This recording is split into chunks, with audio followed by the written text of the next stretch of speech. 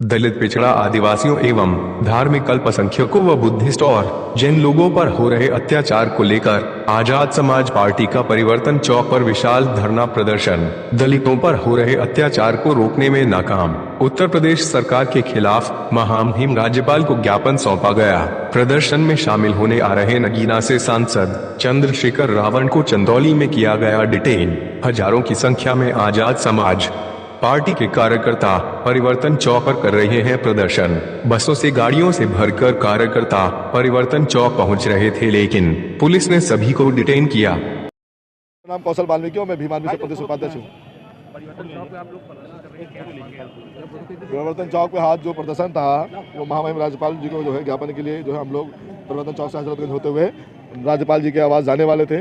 और चूँकि पुलिस प्रशासन ने तमाम लोगों ने यहाँ पर हमारा आगे ज्ञापन लिया है। वो हमारा आंदोलन जो मुख्य था कि पूरे उत्तर प्रदेश में दलितों पर अत्याचार चरम पर है, महिलाओं पर अत्याचार चरम पर है। यहाँ तक की स्थिति ये है कि मथुरा में दो जो बहनों पर जो हमला किया गया, यहाँ तक की स्थिति यह है कि मथुरा में जो एक बहन की बारात नहीं होने दी। यहाँ तक की स्थिति यह है कि दूल्हे को घोड़ी से उतारा जा रहा है। स्थिति इतनी भयानक है, किसी के नाखून निकाले जा रहे हैं। जो तालिबान में जो सजा दिया जाता था उससे बुरी बुरी सजाएं दी जा रही हैं। किसी को जो है जाति के नाम पे मारा जा रहा है, किसी को धर्म के नाम पे मारा जा रहा है। तो पूरे प्रदेश में पान फैलाव पड़ा है। अगर यूँ कहूँ कि सरकार बैकडोर से दलितों पर अत्याचार करवा रही है और उन पर अत्याचार करने वालों को संरक्षण कर रही है, इससे हाथ होकर भीम आर्मी के बड़े भाई चंद्रशेखर आजाद जी ने ये तमाम जो पूरे प्रदेश में जो दलितों पर अत्याचार, पिछड़ों पर अत्याचार, मुसलमानों पर अत्याचार, अल्पसंख्यकों पर अत्याचार हो रहा था, ये गरीबों पर जो अत्याचार हो रहा था, वो सारी जो घटनाओं पर जो संज्ञान लेते हुए आज राज्यपाल को एक ज्ञापन दिया है। और हमारी मांग है कि जो है इस प्रदेश में राष्ट्रपति शासन लागू हो, क्योंकि हम ये पूरी तरीके से कह चुके हैं जो एक मुख्यमंत्री होता है वो पूरे प्रदेश का होता है। पूरे प्रदेश की जनता की संरक्षण करना, उसको सुरक्षित रखना उसकी जिम्मेदारी होती है। लेकिन आप देखिए जिस तरीके से एनसीआरबी का डाटा उठा के देखिए, पिछले 2 महीने का रिकॉर्ड देखिए कि जिस तरीके से उत्तर प्रदेश में घटनाएं बढ़ी, हमारे लोगों पर अत्याचार